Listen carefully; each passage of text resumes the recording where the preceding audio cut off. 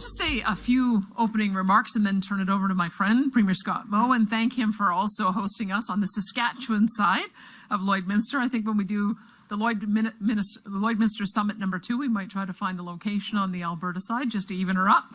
But thank you for joining us here. The city is a reminder of our shared history and the bonds between our two provinces. 120 years ago on this same day, our provinces were created. We have strong separate identity, but a great deal of commonality. And in fact, we talked a lot about our commonality today. We identified, of course, 9 specific changes that Prime Minister Mark Carney needs to make in order to meet his stated goal of making Canada's economy the strongest in the G7. I have mentioned those several times, but I'll mention them again: guaranteeing full access to oil and gas corridors, northeast and west, repealing Bill C-69, lifting the tanker ban off the BC coast, eliminating the oil and gas emissions cap, scrapping the so-called clean electricity regs, the net zero power regs, ending the designation of plastics as toxic, abandoning the net zero car mandate, and returning oversight of the industrial carbon tax to the provinces, as well as halting the federal censorship of energy companies. And I think we're here today as a united caucus because we've decided that enough is enough. Development of provincial resources is provincial responsibility, and that includes the development of our transmission and electricity grids. And if we can unite in a common purpose, we can ensure that the rest of Canada hears our voices, that Ottawa should stop interfering. Because together, we believe Alberta and Saskatchewan have an opportunity to speak with one voice to Ottawa, outlining a vision for our country. And we can call for a country that works for all of us. So with that, I'd be happy to turn it over to Premier Moe. And I would just reiterate all that Premier Smith has said, and said this was a great opportunity for us to bring our caucuses together to discuss the very close alignment that we have in our ambitions to advocate and to represent abroad in markets of interest to both of our provinces and to our nation. And second is to work together and mutually on working alongside what would hopefully be the federal government as well in really correcting some of the regulatory space that we have in this nation when it comes to the development of our natural resources and ultimately getting those resources to the world. The very fact that Bill C-5 has been introduced, which is a bill to legislate around the current regulatory process that we have, I think is an admission that this hard work does have to happen. And so we've been supportive of, yes, prioritizing projects in the short term, which is really a stopgap to fixing the entirety of the regulatory process that we have in Canada so that all projects can move forward. In Saskatchewan, we don't have 1 or 2 or 3 projects that are a priority. We have literally in excess of 100 projects that are a priority for us to continue to be a wealth creator, not only in communities across Saskatchewan, but be a contributing province into a strong growing nation of Canada. Today was also an opportunity for us, I think, as caucuses from Saskatchewan and Alberta, to discuss some of the differences in that alignment as well. And I had said in Calgary earlier this week, and I'll provide one example, where a port-to-port corridor that I believe should be of the highest priority in the nation of Canada. Port-to-port corridor in Western Canada, connecting one of those northwestern Pacific ports to the Hudson Bay, would provide the opportunity for us to have access to Asian and European markets for years into the future, for generations into the future. And this is really, I think, a generational strategic project that would provide the opportunity to create wealth, not just in Western Canada, but for all Canadians for literally decades, if not centuries into the future. Yep. That opportunity has to be for all products. All products, whether it be hydroelectricity, whether it be expanding our rail access into places like Port Prince Rupert, but it also has to provide the access for the oil and gas industry so that we can expand one of the cleanest and most sustainable oil and gas industries in the world.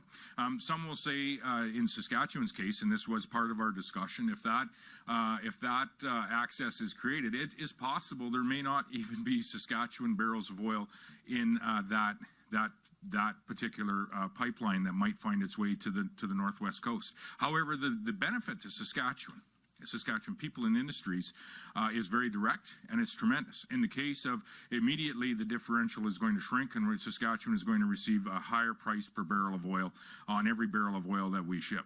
Second, it would free up rail capacity for other products like agri-food products, of which we share, potash, which comes from Saskatchewan, and port capacity for those products as well. Third, it would open up the potential for additional egress capacity into the United States, where largely the Saskatchewan barrels of oil do find their home and do find a sale. So more barrels of oil from Saskatchewan, some of the most sustainable oil of its kind in the world, could find its way to the U.S. at a higher price because of the diminished basis due to this nation-building infrastructure that in turn would allow a place like Alberta to literally, as the theme of the conference was earlier this week, dare to double their production of some of the again, most sustainable product that you can find on Earth of that particular kind of product. And so what a great day, I think, and a great event we had here today, where we're able to bring our respective caucuses together to discuss, where we align, why we align, and why the emphasis of that alignment might be slightly different, but ultimately to have a better understanding of, what is happening in both of our provinces and where our similarities are and where our opportunities to work together are.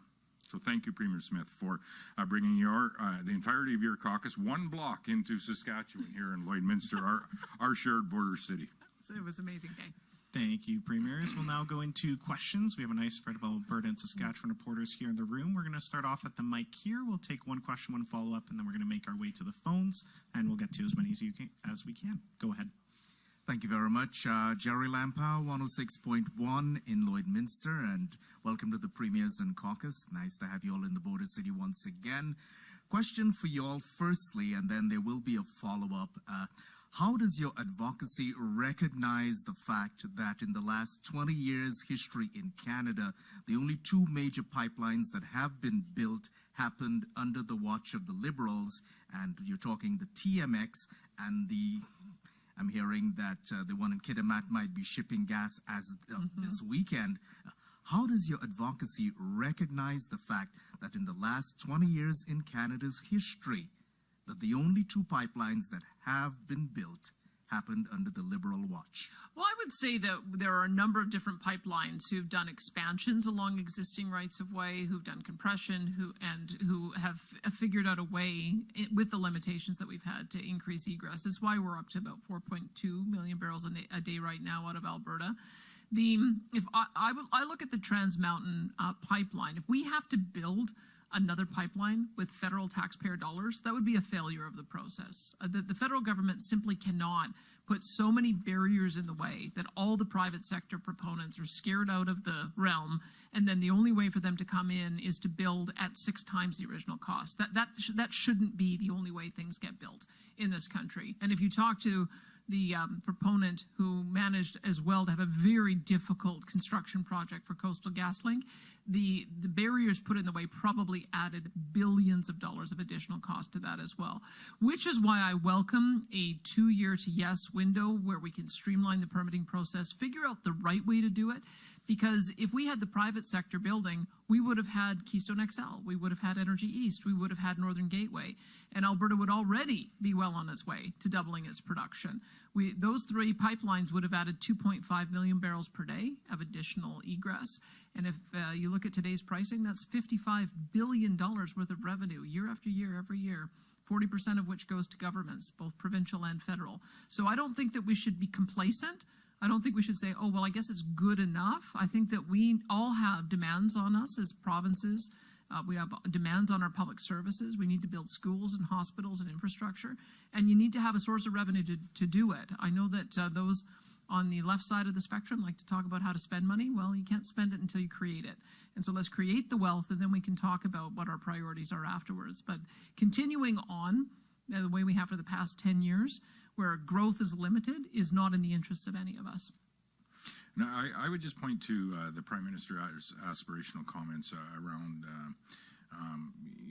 making policy decisions that would ensure that Canada can become an energy superpower and have the strongest economy in the G7.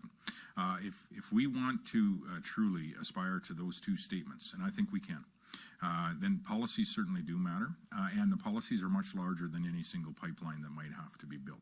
That's why at Western Premiers, you saw myself, Premier Smith, Premier Eby, Canoe, as well as the Northern Premiers come forward with the port-to-port corridor concept, which I think is generational in what it can achieve for all Canadians, in particular those in the Western 4 provinces and the Northern Territories. That port-to-port corridor would really provide the opportunity for us to open up markets in Asia, open up additional capacity in Europe for all products. That we produce. And if we are going to achieve those aspirations of becoming the strongest economy in the G7 and becoming a global energy superpower, we're going to only do that by creating policies that are going to unleash the opportunity for investment to flow into all of the natural resources that we have in Canada, and that includes oil and gas, and getting it to market. So it's much larger than LNG or an oil pipeline on its own, and it's very beneficial, I think, to each and every Canadian, in particular in Western and Northern provinces and territories, but by extension, all Canadians. Yep. And by way of follow-up then, Premier Smith, you pointed to it in terms of what is all of this money useful for by way of building schools, building hospitals.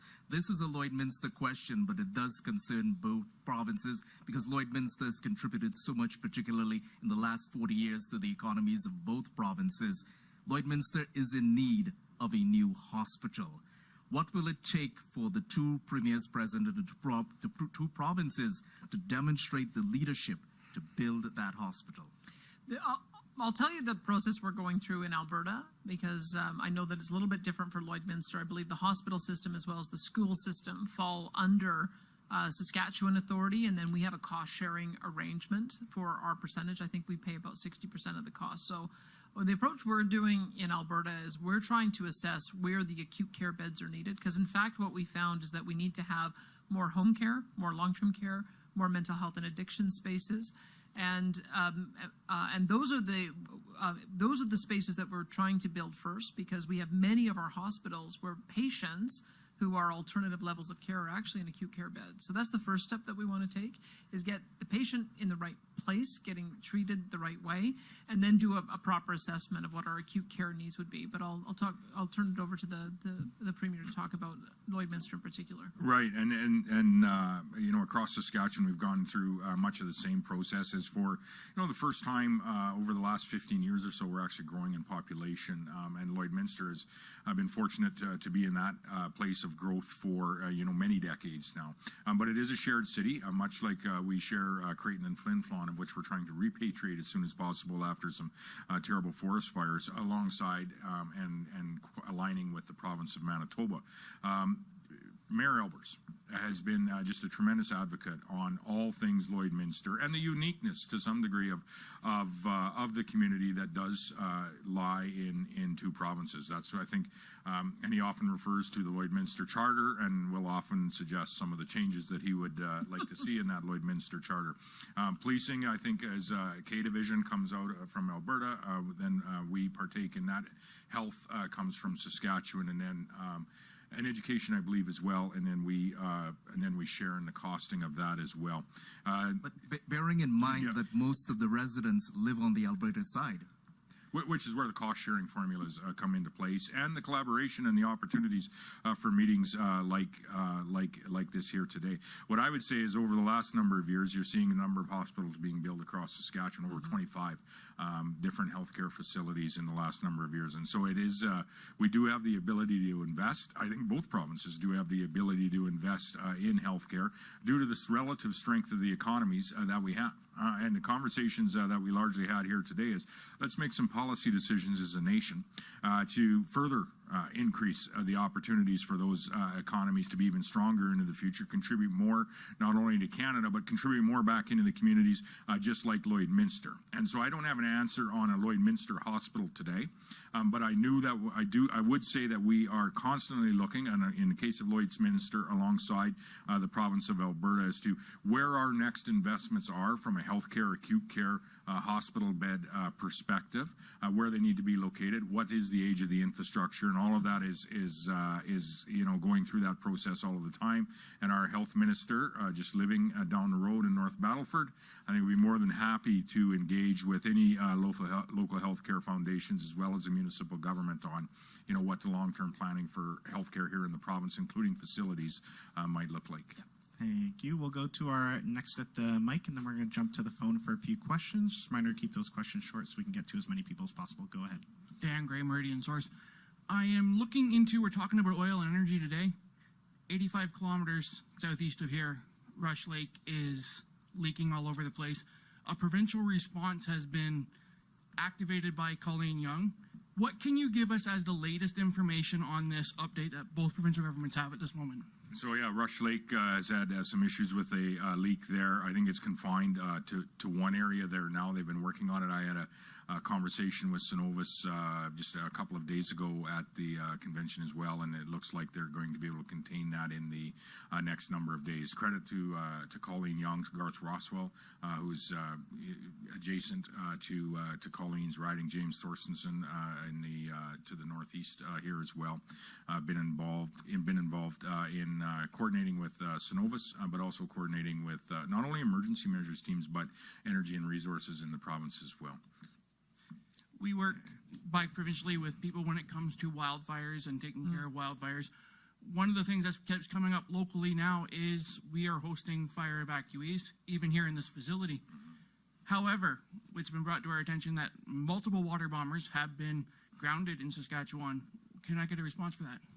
Yeah, I understand the SPSA put out some further clarification at their presser that they held earlier today. There's a couple of water bombers that were waiting for parts. I think one was had to have maintenance after working so hard in a trying time. But then we did take delivery of one water bomber in the last couple of weeks, which is one of four that we had budgeted for. I believe started purchasing about 2 years ago.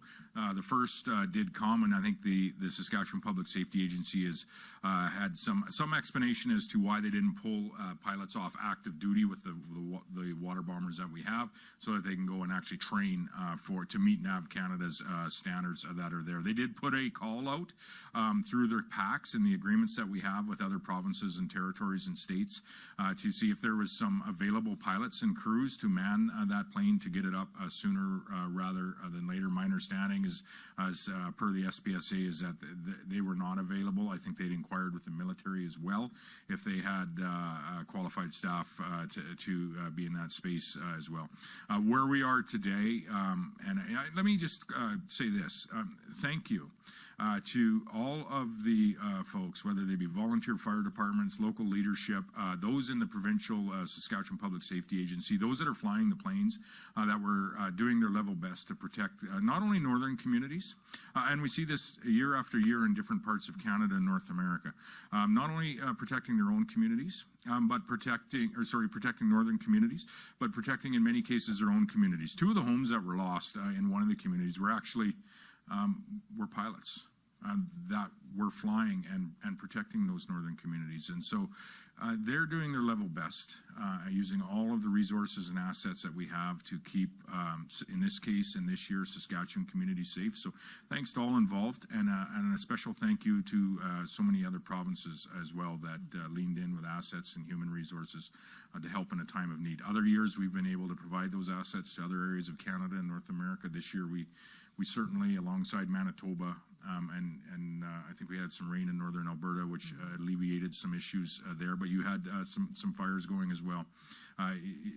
We have a good process in North America with respect to our response, and we're so grateful that we have it. Yeah. Thanks, Premier. We're going to take a couple questions from the phone here and then come back to the mic in the room. Operator, could you put through our first caller, please?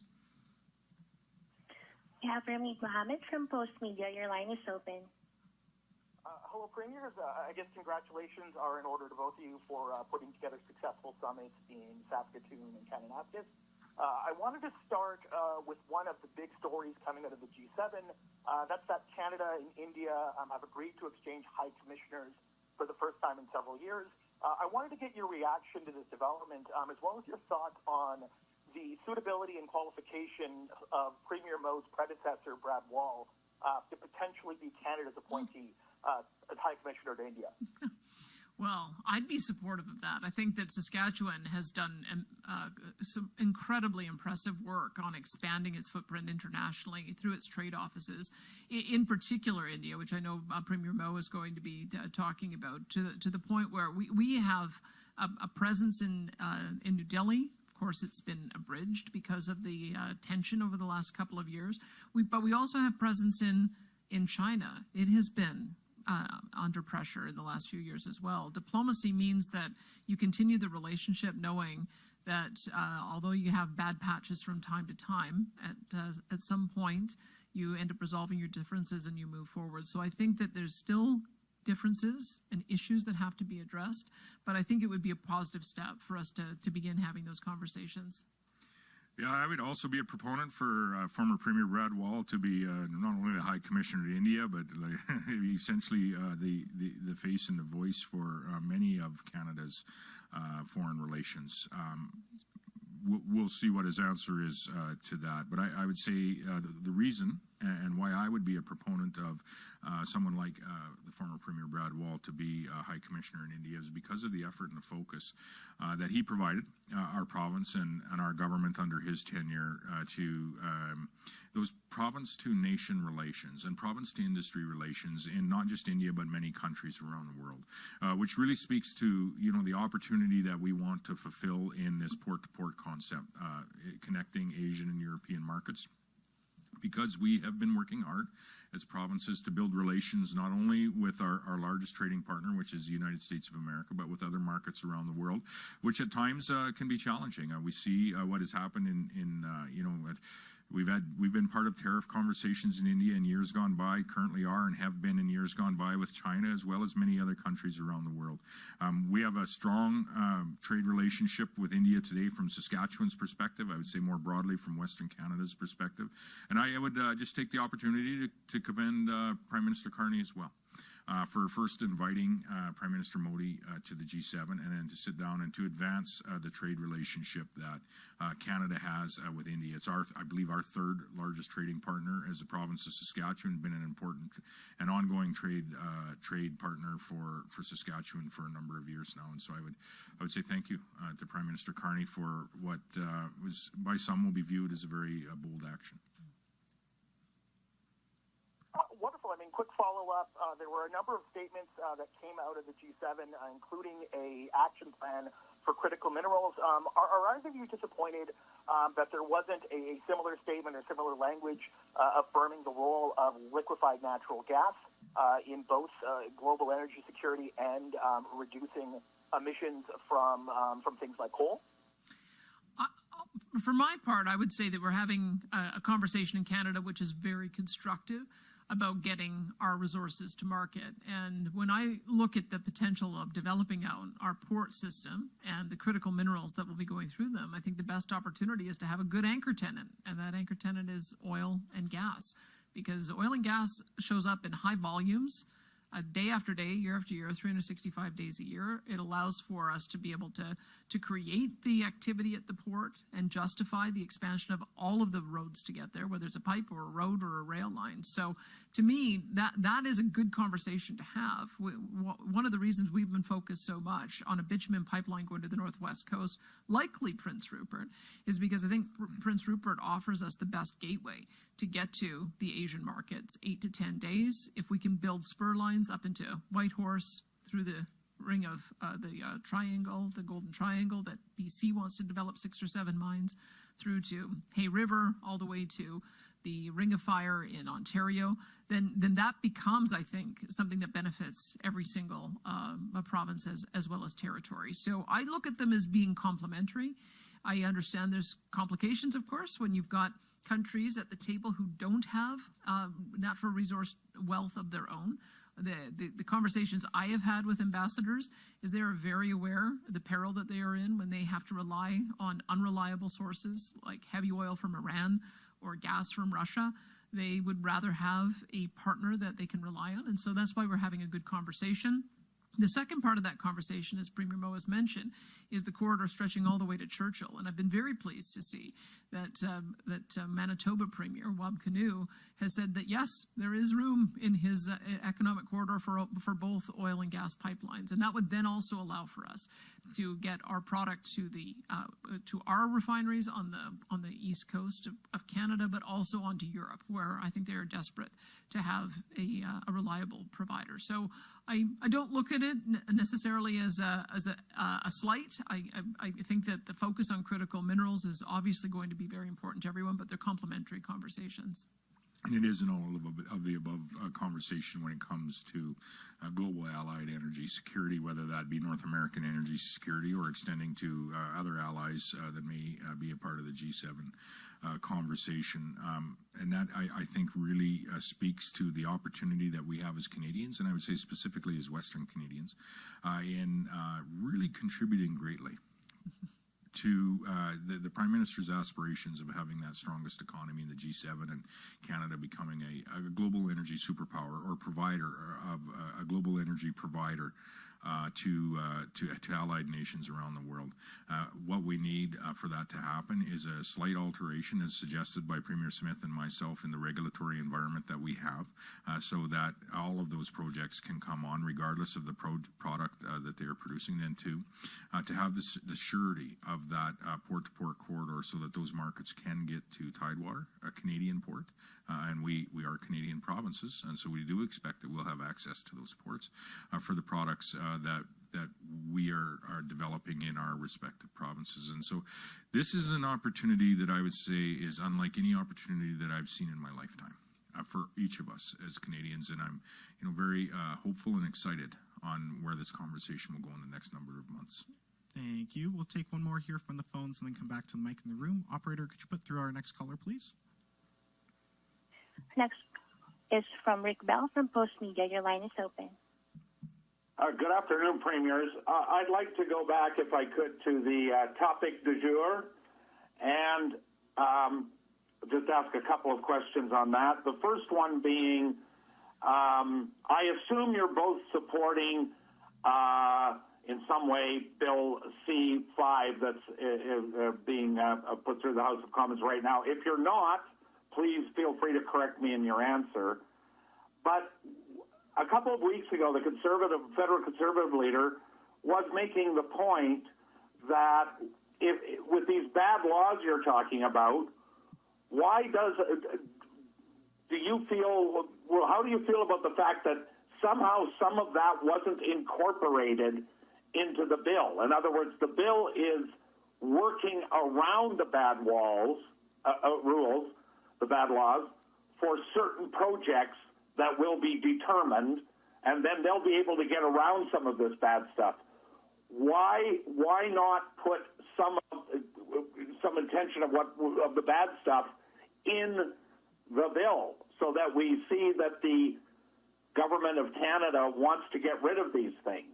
Or at least, why doesn't Carney give you an indication? Pick up the phone and say, by the way, wait a couple weeks, wait a couple months. I promise you the emissions cap will be gone. I promise you this will be gone. I promise you you'll get most of what you want. Today, the only thing I heard was that the net zero electric vehicles is happening. So please tell me, both you premiers, wouldn't it have been better than instead of having a workaround the bad stuff bill, you had a bill that actually got rid of some of the bad stuff? I would say Bill C-5 is a necessary condition to jumpstart the investment in our country, but it's not going to be sufficient to change the investment climate overall in the long run. I think if I understand where the Prime Minister is attempting to go, is if he very soon is able to announce a project list that has 20 or more substantial projects on it that include mining projects and transmission projects and power projects and pipeline projects, I think that would send a pretty big message to the world about the direction that we're going. So I think that is, it's going to be necessary to do something of dramatic fashion after everything that has been done over the last 10 years to chase investment away and depress investment. So I'm prepared to walk down that pathway on that particular approach. However, when I say it's not sufficient, it would be an utter failure, as I mentioned before, if every project that had to be built in Canada had to be built with federal tax dollars because no private proponent is willing to come forward and do it. And the situation we find ourselves in today is that the approval processes and the 9 bad laws are also cumbersome, that we are not getting the interest in the private sector without making some substantial revisions or repeal of those laws. So yes, I would have liked to have seen a few. I think a couple of them would have been pretty easy to give a win to in this legislative session. That being said, if the Prime Minister is going down the path that I hope he is, it'll be a parallel process. And we will know in very short order. We will know in the fall session what kind of accommodations are going to be made here, or if any accommodations are going to be made at all. And that is, and that's when we'll judge it. But the table that we put together with the Prime Minister, Alberta and Canada, is aiming to go through these bit one by one, and we'll have more to say in a few months' time after we go through that process. That's right. And I would just say, Rick, why much of what we have asked largely to be changed in the regulatory environment is not in that bill is much due to the complexity of the work that needs to happen on many of those fronts. Not all, but many of those fronts. So what Bill C-5 is, or the second half of Bill C-5, where they ask for the prioritizing of projects, what Bill C-5 is doing is essentially legislating through the current regulatory environment that makes it virtually impossible for large-scale nation-building projects to move ahead. And so I think by the very introduction and ultimate passing of Bill C-5, there is an admission that the regulatory process has to change. That work has to happen and has to, I think, ultimately show some significant signs in the way of legislation being repealed and introduced in the federal parliament as early as this fall, or as late, I would say, as this fall. So we need to fix the regulatory environment, and the very introduction and passing of Bill C-5, I think, is an admission that needs to happen. Some of the bills and pieces of legislation that are in place, like the emissions cap, like the tanker ban, like the gag order on oil industries, speaking about their sustainability situation, and in many cases they're the most sustainable oil-producing companies and industries on Earth, those can just be pitched overboard and repealed. But when it comes to, and they should be, when it comes to a very complex bill like the Environmental Impact Assessment Act, Bill C-69, there's a lot of work to do in that particular act to make it possible for a project to not require Bill C-5 to circumvent Bill C-69, but for Bill C-69 actually to provide the sustainable investment environment where industries and investments from around the world are looking at Saskatchewan, Alberta, and the rest of Canada for that investment to land, because they have a regulatory environment that will allow for a project to come from exploration through pre-development, development phases, and actually have a chance of getting into production and providing that product through a port-to-port corridor to Asian and European markets and the rest of the world. So that's the work that has to happen. We have months, not years, for that work to happen, to really unwind some of the challenging policies, and I say policies do matter, but to change and alter and unwind some of the policies that have been highly problematic for for our current aspiration of this Prime Minister, and I would say that I share it, for us to strengthen that economy to the top level of the G7 nations, and to for us to really become an energy superpower. Yeah. Thank you. And do you have a follow-up? And my supplementary question is, I think early on, I believe it was you, Premier Smith, but I'd like both of your opinions, of course, is you said something, I think the quote was, "Enough is enough." And maybe you could explain what that means. And why I'm asking that is because a few days ago in Calgary, Premier Scott Moe made comments that the audience loved, and subsequently when they were written about, there were masses of emails in support of his comments when he was talking about, let's just proceed, we've got to proceed with this stuff. If, in the case of Quebec, I'm tired of that conversation. If they want to get on board, come on board, but we're we have to push ahead on this. Massive public support from people in Saskatchewan and Alberta, at least the stuff that I read.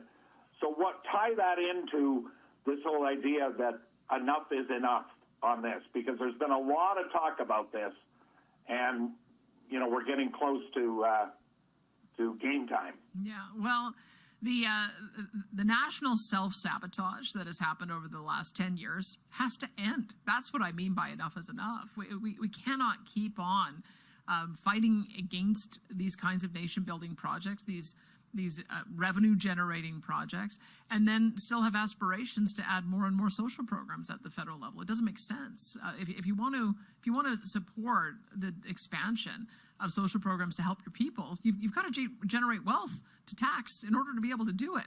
And I think that is probably maybe the West has gotten around to understanding that faster than some of our friends in the East, but that's okay. And we can work with a coalition of the willing of the Western provinces and territories, which seems to be solidifying. This is I think, the reason why the port-to-port concept has gotten such traction with the territorial and provincial leaders, is that we can all see how we can benefit from it. And we're trying to find ways to have our friends in Eastern Canada benefit too, but maybe they have to develop their own projects and their own ideas.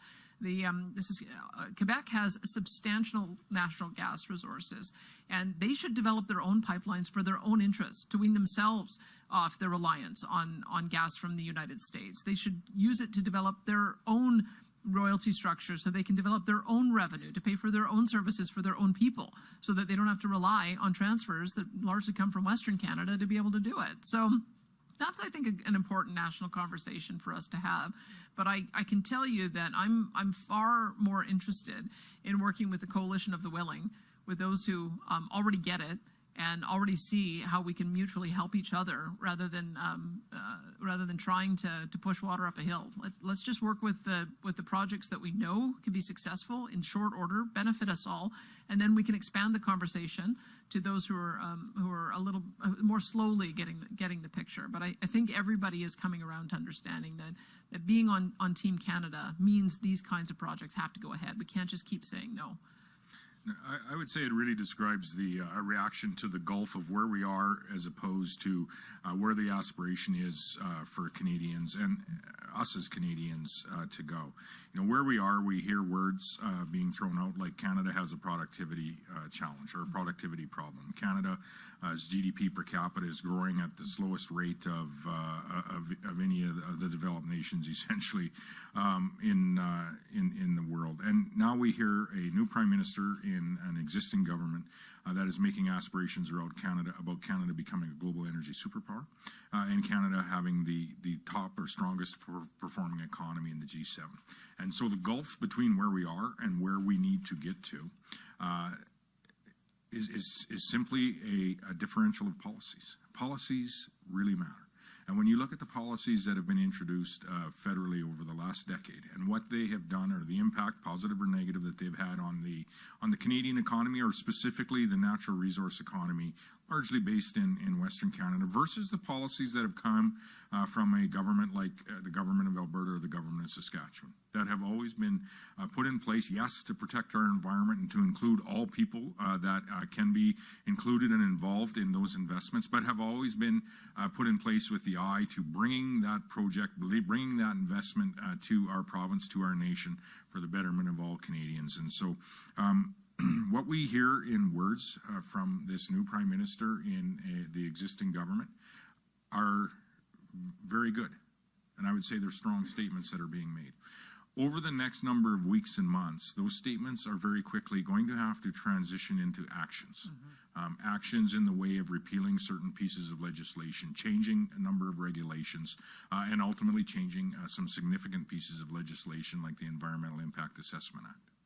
Thank you. I know the Primos will be running late for their next engagement. We just have time for a few more questions here, maybe one or two. We'll go to the mic first. Go ahead. I'm Sarah Comadina with Global News. Just looking at this, and Scott Moe, you mentioned that we have the cleanest oil and gas industry in the world. Right down the road here, about half. Yes, but aren't some of these regulations what make it clean? And if cutting all of these out, like, how will you ensure that we maintain that status. I mean, it seems like the environment isn't really considered too much in these.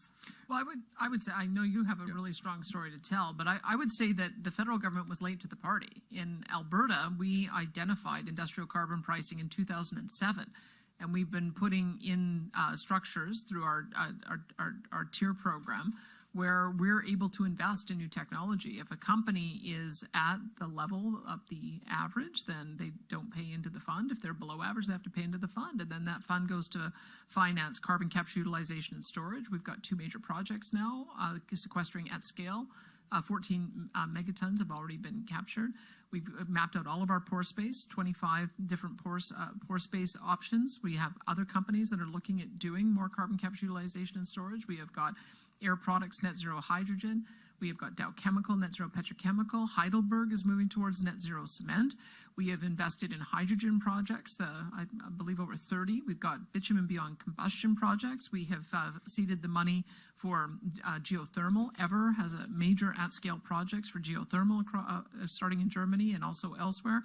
And E3 is going to open up a brand new field of lithium production, which is valued somewhere around $500 billion in our province with brine-hosted minerals. And there's others, vanadium and so on and so forth. So that didn't happen because of the federal government. That happened because of the actions of the provincial government.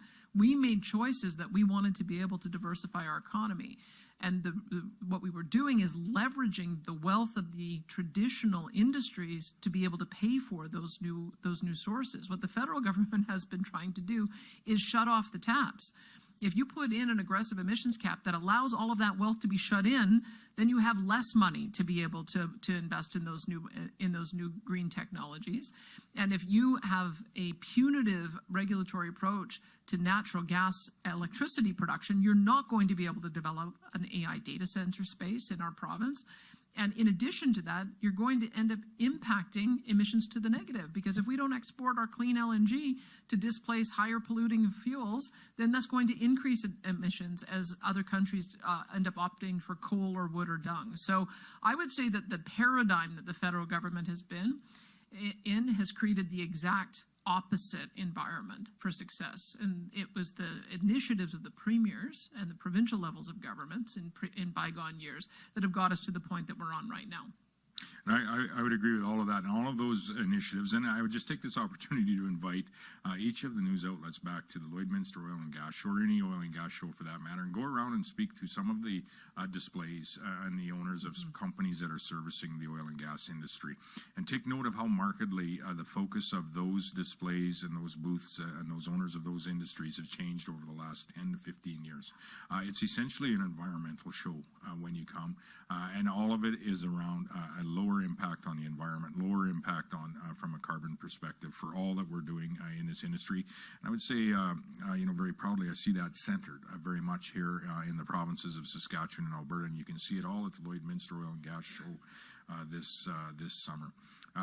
The choice that we have to make, and the one-size-fits-all that often comes from the federal government, is going to land us in the latter of the two choices that we have. So the first is to work alongside the industries that are creating wealth in our communities, developing natural resources, whether it be mined products or producing oil and gas, and doing so in a way that will continue to drive down emissions and ensure that we are producing some of the most sustainable product on earth, of which we are. And I'll close with that story. When you have a one-size-fits-all across the nation that doesn't recognize the nuances and opportunities that industry has to reduce emissions maybe in a slightly different way, what you do is you shut in production. And this is what has happened across broadly the European Union, causing the European Union to largely be dependent. A few years ago, they realized they were dependent for about 30% of their natural gas, their oil, and their coal on Russia, which is, I would say, put the European Union at that point in time in a very vulnerable position. And we should never do that, not only in Saskatchewan and Alberta, but Canada or North America for that matter. Energy security does mean general security, and we want to be a part of that, not only on a continental basis, but with our allies around the world. Just down the road here, you'll see a number of companies that have invested in what is called thermal oil production, drastically changing how oil is produced right here in the heavy crude oil producing area of western Saskatchewan and eastern Alberta. The industry in this area, in this region, has reduced their methane emissions by some 65% relative to 2015. I have challenged everyone at every time that I have had the opportunity to speak of this is find me another industry that has reduced their methane emissions by 65% since 2015, and have yet to find another industry with that type of an environmental record. The investments, environmental investments that are happening in Fort McMurray and north in the oil sands are unlike any other investments being made globally. And I would just invite once again all Canadians, and in particular our federal government and our Prime Minister, to be very proud of all of the products that we produce, and not just because of what we produce, but because of how we produce them, and work alongside the provinces and the industry to create opportunities to make more of those products available to the world. Mm-hmm. And you actually have a greater carbon capture story than we do. You're ahead of us. Yeah, we have some down in Weyburn, Midale area. We have some net zero oil companies that are operating there on a net zero basis today. We brought numerous of all of these oil companies to COP28 to tell their story to the world on just how we are producing oil here in Saskatchewan. And listen, it's oil and gas are a product that some would like to think are going to phase out. They're not. We're going to use at least as much, likely more, in the years ahead. Mm-hmm. And so I would say that we as global citizens should be very careful in choosing the product that we are purchasing, and purchase the cleanest product that you can find, which often you will find is being produced right here in Western Canada. And I say that very selfishly from a Saskatchewan's perspective, whether it's oil and gas, potash, agri-food products, the uranium, which we know is used for carbon-free nuclear power. We're very proud to contribute in the way that we do, not only to energy security across our nation and our continent and to our allied nations around the world, but we're also very proud in ethically how we produce the products that we do, but from a sustainability perspective, how we produce them as well. And I just wanted to clarify, I do have a follow-up, but I just wanted to say, so is this a promise? This will just be the last question, so if you want to okay, well, I just want a quick yes or no. Is this a promise that you're going to continue with being environmentally conscious moving forward? I just yes or no? Well, yes. I mean, we did end up freezing our carbon tax on industrial emissions only because it's so much higher than what you see in Quebec. Quebec's carbon price averaged $41 per ton last year. We're at 95. The federal government wanted to go to 170, and we heard that by 2030, we heard that would just be crippling to the industry. So we want to keep it at 95. And with Bill C-5 and Indigenous leaders speaking out that they're upset with how this is going, they're feeling like they're not consulted. If this does move forward, will you also make a promise to Indigenous leaders that you'll include them in this and work with them to move forward in these projects? Because I feel like right now they're feeling left out in these decisions. I would say that Alberta's been a leader in this. We created the Alberta Indigenous Opportunities Corporation with $1 billion loan guarantee. It was a suggestion from Chief Willie Littlechild, who acknowledged that one of the challenges that nations have is if you don't own property in fee simple, it becomes hard to pledge that when you're trying to take on a position of debt in a company. And so we're providing that loan guarantee. We now have $750 million worth of projects that we've underwritten, that will generate $1.2 billion worth of revenue for the 43 nations that are involved. We've got several other projects that we want to consider. We've expanded it to tourism, healthcare, agriculture, and others. And we ended up increasing the amount of our loan guarantee to $3 billion to be able to accommodate that. We were pleased to see that the federal government followed suit in their most recent budget. They've increased it now, I believe, to $10 billion of a loan guarantee. But we always knew, especially for linear projects, that go across multiple territories and impact territorial rights and treaty rights for many nations. The only way we're going to get those built in the future, whether it's a transmission line or whether it's a pipeline, is to have an Indigenous ownership stake. And so we're prepared to underwrite that and make it happen. And I've seen that the federal government is too. And I would just say future behavior most certainly is likely indicative of what past behavior has been. Premier Smith is right. The province of Alberta did lead when it comes to underwriting the opportunity and loans for Indigenous communities and entities to become involved directly in an ownership stake in not only small scale but large scale value added infrastructure projects. We moved very quickly in that space with the Saskatchewan Indigenous Finance Corporation as well. And we've seen the federal government move into this space as well, mirroring what we're doing, which is a good thing. And when it comes to the sustainability of how we're producing our products, I shared some statistics on the oil being produced right here in this area of Canada, in and around the Lloydminster area. And I would just close with saying, if you're wondering what future behavior will look like, I think you can look to past behavior of these two provinces when it comes to sustainable production of the resources that we are producing and providing to the rest of the world, and also how we are doing so in an ethical way by including everyone in the success of those investments can bring. Thank you. And that's going to be all the time we have for questions today. Thank you, everyone, for joining us.